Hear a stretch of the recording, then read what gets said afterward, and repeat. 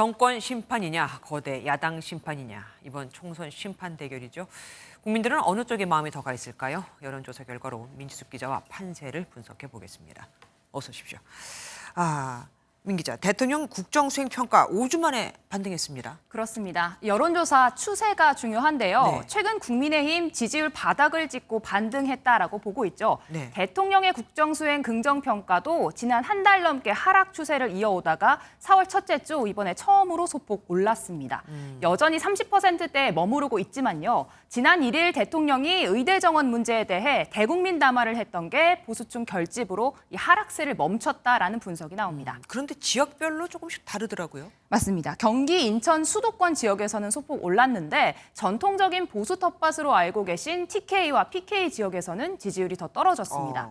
스윙보터 지역인 대전, 충청, 중원에서도 지난주보다 대통령 지지율 하락했는데요. 이 충청 지역을 조금 더 살펴보면 MBN 여론조사 결과 먼저 보신 대로 충남 공주부여 청양에서 박수현 민주당 후보가 8%포인트 올랐고 국민의힘 정진석 후보는 1%포인트 낮아져 격차가 좁혀졌는데요.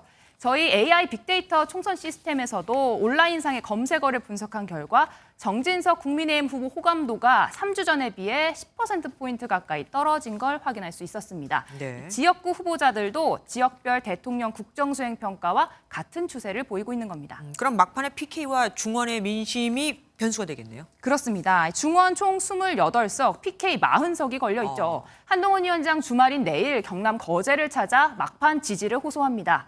민주당은 PK 지역에서도 현재 경합 지역이 더 늘고 있다면서 지난 총선보다 더 많이 가져올 수 있다고 기대하고 있습니다. 그러면 이 두 곳에서 승리를 하면 전체 선거에서도 이길 수 있는 겁니까? 네, 하지만 역대 총선을 보면 야당이 원내 일당 가져가는 거 쉽지가 않습니다. 최근 5번의 총선 중에 박근혜 정부 때 딱 한 번 여당인 새누리당보다 야당인 민주당이 더 많은 의석을 가져갔는데요. 이때도 단 한 석 차이였습니다. 민주당 정권 심판론 우세 상황이지만 마지막까지 방심하지 말라고 이야기하는 이유입니다. 네. 이번 여론조사는 MBN과 매일경제신문이 넥스트리서치에 의뢰해 지난달 31일부터 공표 금지 기간 전인 그제까지 진행했습니다. 자세한 내용은 중앙선거 여론조사심의위 홈페이지에서 확인하실 수 있습니다. 여론조사 공표가 금지된 블랙아웃 기간, 이 기간에 또 여론이 어떻게 움직일지도 주시해 봐야겠습니다. 지금까지 민지숙 기자와 함께했습니다. 선거 결과 궁금하세요?